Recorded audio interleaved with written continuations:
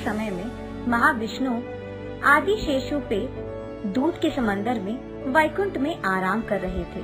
ठीक तभी ब्रह्मा उनके पास जाते हैं। गहरी नींद में होने के कारण महाविष्णु को पता नहीं चलता कि ब्रह्मा वहाँ आए हैं। इस बात से नाराज होकर ब्रह्मा उनसे पूछते हैं, ये क्या है? सृष्टिकर्ता हूँ मैं, और मेरे आने के बावजूद तुमने मेरा आदर नहीं किया। चलो उठो। तब विष्णु ब्रह्मा की बातें सुनकर हंसकर उनकी तरफ देखकर ये कहते हैं, जब पूरा मेरे अंदर है तो मैं नहीं, तुम्हें मुझे आदर देना होगा। तुम मेरे कमल में से पैदा हुए हो और तुम मुझसे जबान लड़ा रहे हो।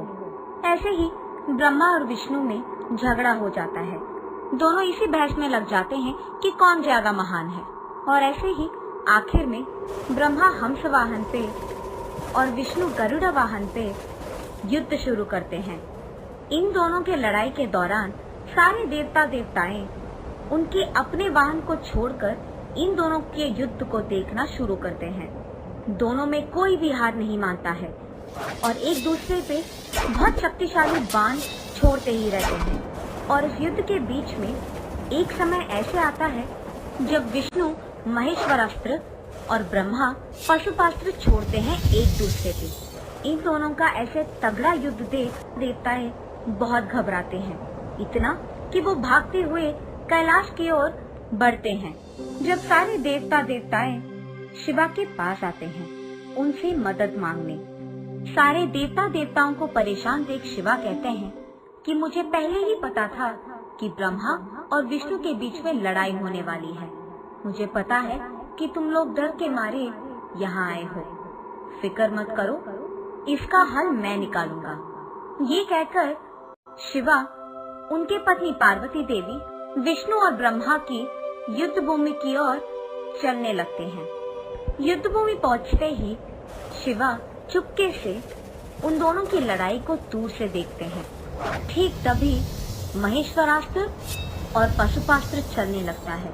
इससे पहले कि वो दोनों अस्त्र सब कुछ विनाश कर दे, शिवा उनकी ओर कदम बढ़ाते हैं और उन दोनों अस्त्रों को समेटकर एक अग्नि स्तंभ के रूप में बदलकर अचानक उन दोनों के बीच में एक अग्नि स्तंभ को प्रकट होते हुए देख विष्णु और ब्रह्मा चौंक जाते हैं। इस स्तंभ का आदि और अंत जो भी पहले जान पाता है वही महान है। ऐसे उस अग्नि स्तंभ से बातें महाविष्णु को और ब्रह्मा को सुनाई देते हैं। ये बातें सुनते ही ब्रह्मा आदि की ओर बढ़ने लगते हैं और उसके ठीक तुरंत बाद विष्णु भी अंत की ओर बढ़ने लगते हैं। बहुत देर होने के बाद भी और बहुत दूर जाने के बावजूद महाविष्णु को उस स्तंभ का अंत नहीं मिलने के कारण अंत की ओर बढ़ने लगते हैं।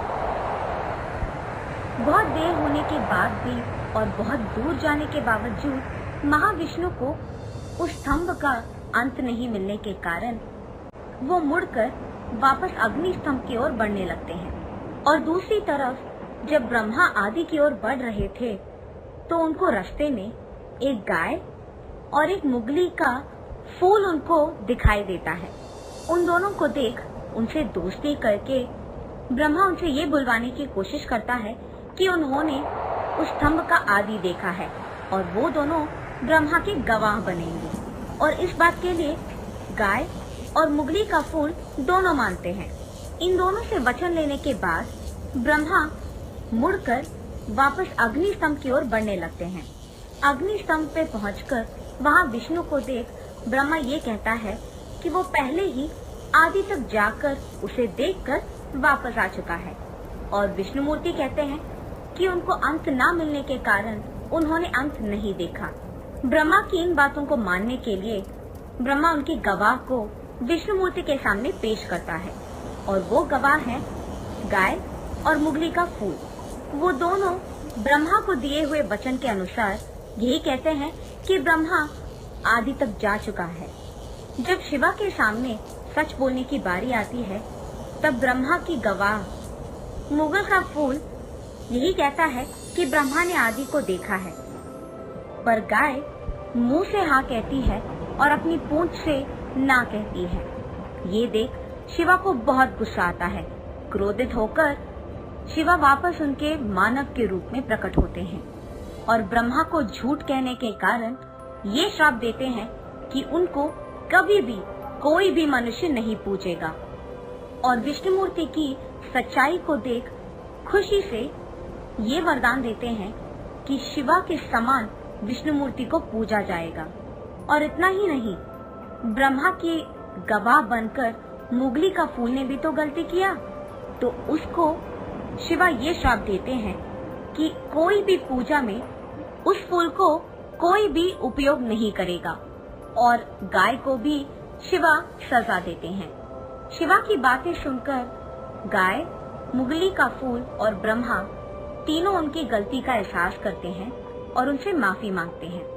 तब ब्रह्मा को शिवा क्षमा करते हैं और ये कहते हैं कि अब से हर कोई याग यज्ञ में तुम्हारा स्थान गुरु का होगा। तुम्हारे बिना किए हर याग और यज्ञ का कोई भी उपयोग नहीं होगा। और ये भी कहते हैं कि गाय का मुंह भाग ने झूठ कहा है और उसकी पूंछ भाग ने झूठ नहीं कहा है। इसी कारण गाय का मुंह भाग को कोई भी पूजा नहीं करेगा और गाय के नीचे के भाग को ही पूजित करेंगे। इसी कारण हम गोमूत्र को पवित्र समझते हैं। ऐसे ही शिवा मुगली का फूल को भी क्षमा करके ये कहते हैं कि सिर्फ और सिर्फ मेरे पूजा में ही तुम्हारा इस्तेमाल होगा। उसके बाद ब्रह्मा और विष्णु शिवा की पूजा करते हैं और उसी दिन माघ बहुल चतुर्दशी था और इसी कारण उस दिन को शिवा।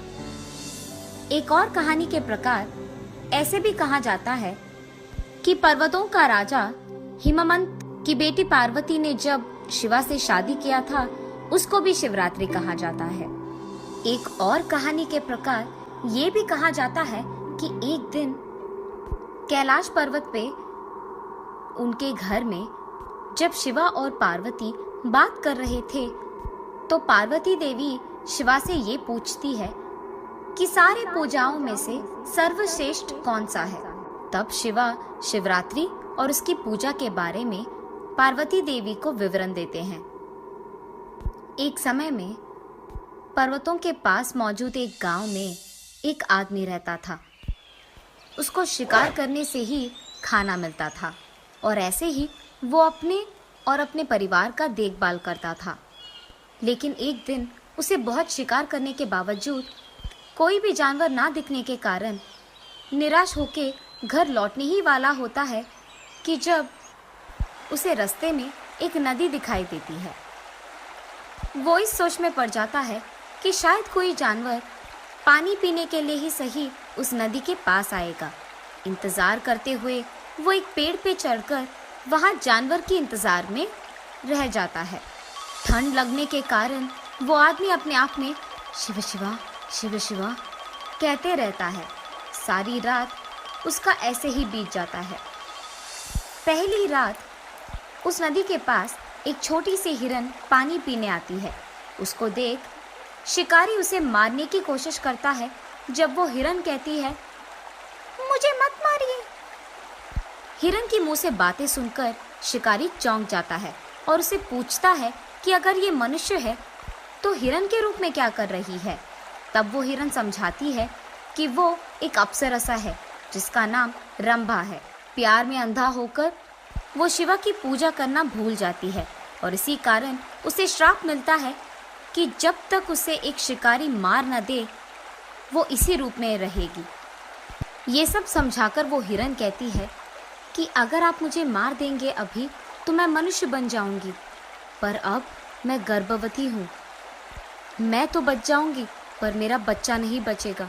इसी कारण मैं अपने बच्चे को जन्म देकर उसे अपने बंधुओं को देकर आपके पास खुद आ जाऊंगी। दूसरी रात को उस नदी के पास पानी पीने के लिए एक और हिरन आती है। जब शिकारी उसे मारने की कोशिश करता है तब वो हिरन उससे बात करके बोलती है कि उसे ना मारे। ओ मानव, तुम मुझे मत मारो, मेरे में कुछ बचा ही नहीं है ताकि तुम खाओ। मेरे मरने के बावजूद मैं तुम्हें और तुम्हारे परिवार को कोई काम नहीं आऊँगा, मुझे छोड़ दो। कल यहाँ एक अच्छा खासा हिरन पानी पीने आएगा जो मग जाति का है, चाहिए तो उसे मार के खाओ। अगर वो तुम्हें कम पड़ गया तो मैं वादा करता हूँ कि मैं तुम्हारे पास वापस आऊँगी। तीसरी रात होती है। अब शिकारी भूख के मारे उस हिरन का इंतज़ार करते रहता है। इतने में वहाँ एक हट्टा खट्टा हिरन पानी पीने नदी के पास आता है।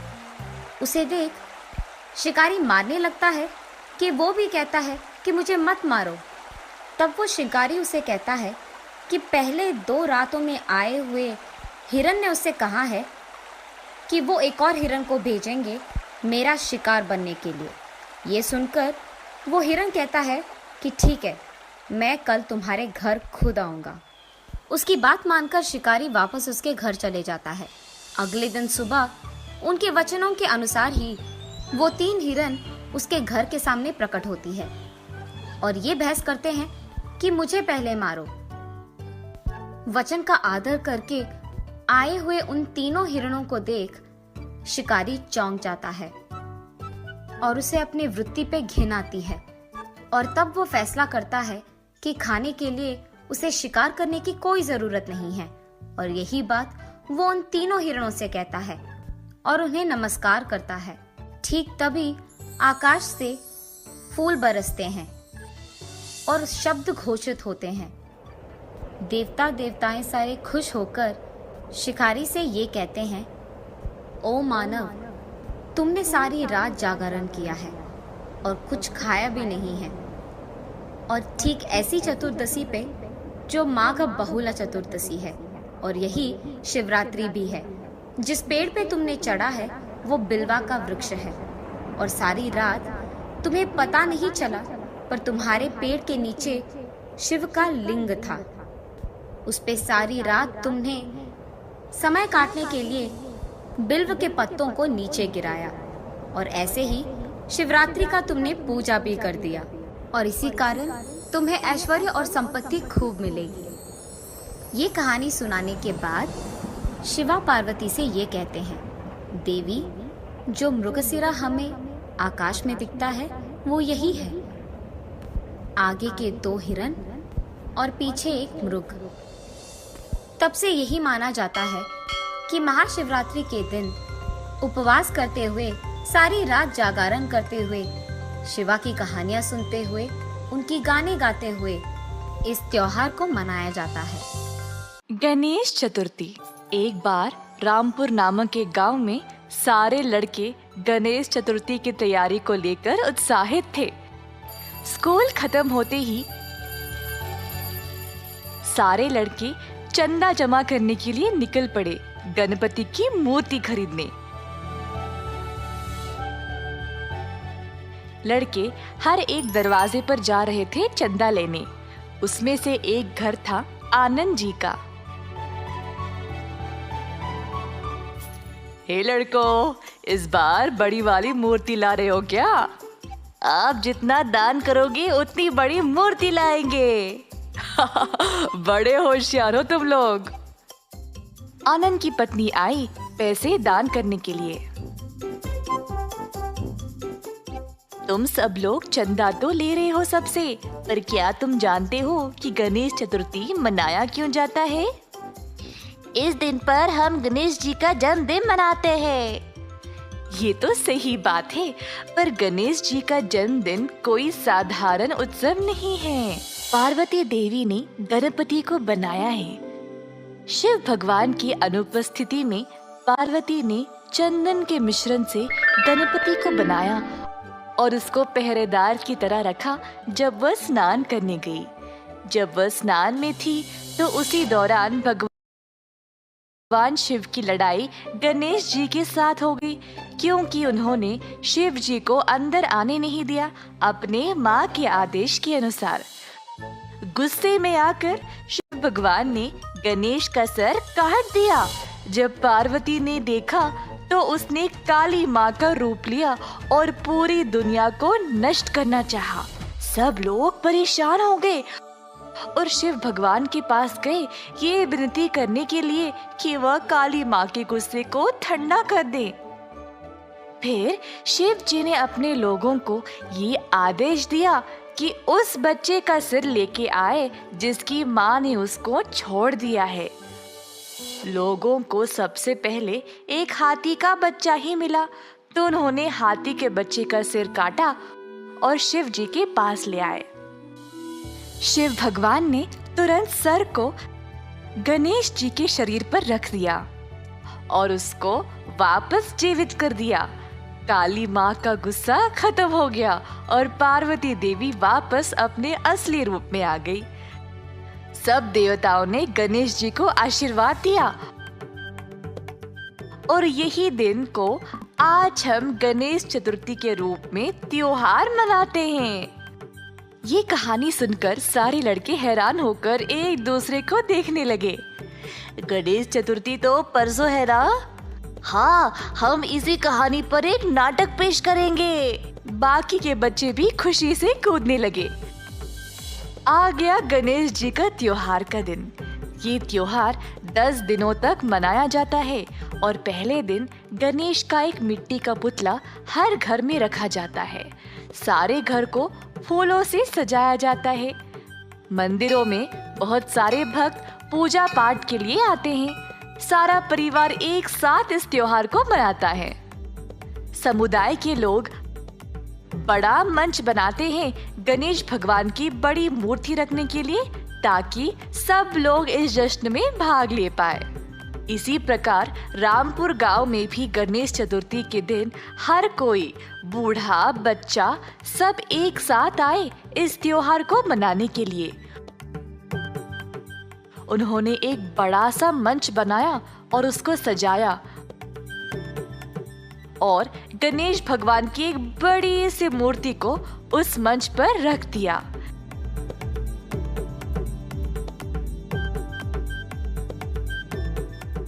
नारियल तोड़कर इस त्योहार की शुरुआत की गई। सब लोगों ने चर्चा किया। गणपति बप्पा मोरया, गणपति बप्पा मोरया, गणपति बप्पा मोरया। गणेश पूजा की शुरुआत होती है गणेश जी की मिट्टी की मूर्ति घरों में रखकर। फिर कई प्रकार के भोजन पकाए जाते हैं भगवान को भोग चढ़ाने के लिए। पुतले को ताजे पानी से नहलाया जाता है। दिए जलाकर आरती उतारी जाती है। कई भजन गाए जाते हैं और गणेश जी का जाप भी किया जाता है। ये माना जाता है कि इन भजनों से मूर्ति जीवित हो जाती है। लोग ये भी मानते हैं कि इस त्योहार के दिन गणेश भगवान स्वयं हर एक भक्त के घर में जाते हैं और उनके परिवार के लिए खुशियां और तरक्की ले जाते हैं। गणेश चतुर्थी भगवान गणेश का जन्मदिन है। ज्ञान, समृद्धि और सौभाग्य के भगवान, बोलो महाराजा की जय। अगले 10 दिन नाच गाने और पूजा पाठ में बीत गए। आखिरी दिन पर भगवान गणेश को बाहर लिया गया।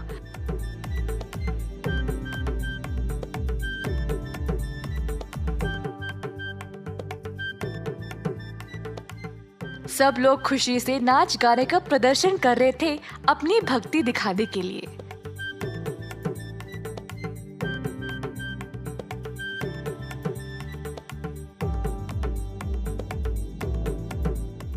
अंत में गणेश जी की मूर्ति को पानी में विसर्जन किया गया और सब लोग प्रार्थना करने लगे।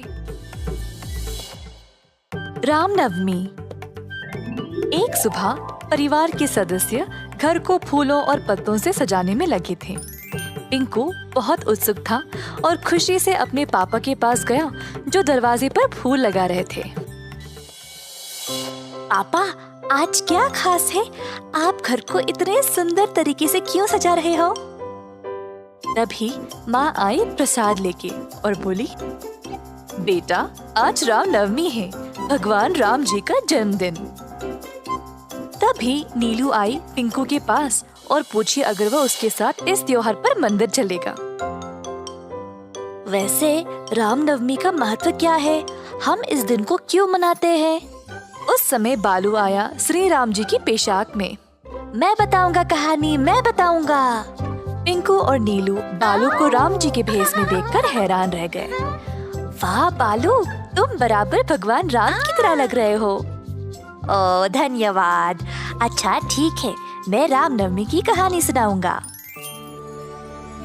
कई साल पहले रहते थे महाराज दशरथ, जिनकी कोई संतान नहीं थी, जिसकी वजह से वे परेशान थे। संत वशिष्ठ ने उनको ये सलाह दी कि वह यज्ञ पूजा करे और उनको 4 पुत्रों का वरदान मिलेगा।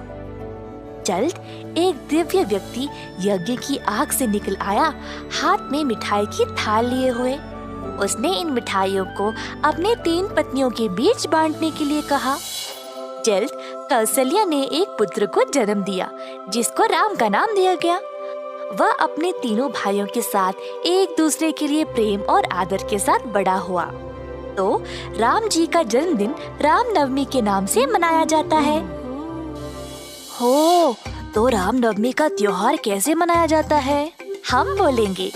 मम्मी मुझे और बाकी लोगों को सुबह सवेरे जगाती है। फिर हम सब सुबह के रस्म रिवाज करते हैं और सूर्य को प्रार्थना करते हैं। और पता है, सारे मंदिर और घर इतने सुंदर तरीके से सजाए जाते हैं। मेरी मम्मी मुझे भजन कीर्तन सुनने के लिए मंदिर ले जाती है, प्रभु राम के जन्म के जश्न में। और मुझे तो गाना कितना पसंद है। और फिर मंदिर के पुजारी मजेदार मिठाइयाँ और फल सब भक्तों में बांटते हैं। मेरी मम्मी स्वादिष्ट पानका बनाती है हर साल इस त्योहार पे। बहुत ही मजेदार होता है। आज मैं तुम लोगों को पिलाऊंगा। और पिंकू की मम्मी ने सबको पानका पिलाया। हम सब इस दिन पे उपवास रखते हैं भगवान राम जी को प्रसन्न करने के लिए। हे, मेरी मम्मी भी उपवास रखती है। और इसके अलावा आज केवल राम भगवान का जन्मदिन ही नहीं, बल्कि राम और सीता का विवाह भी हुआ था। आज के दिन सीताराम कल्याण उत्सव भी मनाया जाता है। मैं तुम सबको सीताराम विवाह की कहानी सुनाती हूँ। एक बार था एक राजा, जिनका महाराज, जो सीता के पिताश्री थे। जब सीता विवाह की लायक हुई, तब उसके पिताश्री ने उसके लिए एक स्वयंवर का प्रबंध किया। जो भी शिवधनुष एक भारी धनुष को तोड़ पाएगा, वही सीता के लिए योग्य होगा। बहुत सारे राजकुमार कई राज्यों से आए स्वयंवर के लिए। सीता के हाथ के लिए अन्य धर्मों और संस्कृतियों से आए राजकुमार, परंतु कोई भी शिवधनुष को उठा नहीं पाया। बहुत बलवान पुरुष भी थे, पर बहुत कोशिश करने के बाद भी कोई सफल नहीं हो पाया। उस समय राम और लक्ष्मण उधर आए अपने गुरु वशिष्ठ के साथ शिवधनुष को देखने के लिए। वशिष्ठ ने राम और लक्ष्मण को जनका महाराज से मिलाया और शिवधनुष को देखने की अनुमति मांगी। जनका महाराज ने समझाया कि आज सीता राजकुमारी का स्वयंवर था और जो भी इस धनुष को तोड़ पाएगा, वही सीता के पति बनने के लायक होगा। महाराज ने उनको शिवधनुष देखने की अनुमति दे दी। राम ने शिवधनुष को देखा और देखते ही उससे जुड़ा हुआ महसूस करने लगा। बस राम नीचे झुका और आराम से शिवधनुष को उठा लिया। सब लोग ये नजारा देखकर आश्चर्यचकित रह गए। राम ने तब शिवधनुष को तोड़ दिया और सब लोग जयकार करने लगे। इसके बाद राम का विवाह सीता के साथ हो गया, राम जी के जन्मदिन पर ही। और बहुत सारे लोग जमा हुए इस अनोखे अवसर को देखने के लिए। राम और सीता का विवाह एक त्योहार की तरह मनाया गया। वाह, हमें राम और सीता की पूरी कहानी सुनने का कभी मौका ही नहीं मिला। इस कहानी को सुनने में बड़ा मजा आया। मैं मंदिर में जश्न मनाने के लिए अब और इंतजार नहीं कर सकता। तो चलो और सजावट करने में मदद करें, बहुत मजा आएगा। फिर हम स्वादिष्ट मिठाइयाँ भी खा सकते हैं। मुझे सब में हिस्सा लेना है। एक मिनट दोस्तों, मैं अभी आया। पिंकू भी राम जी के रूप में तैयार हुआ और फिर तीनों दोस्त साथ गए मंदिर रामनवमी मनाने के लिए। एक दूसरे के साथ सबने बहुत मजे किए और मंदिर में अपने परिवार के साथ अच्छा समय बिताया। सबको रामनवमी की शुभकामनाएं।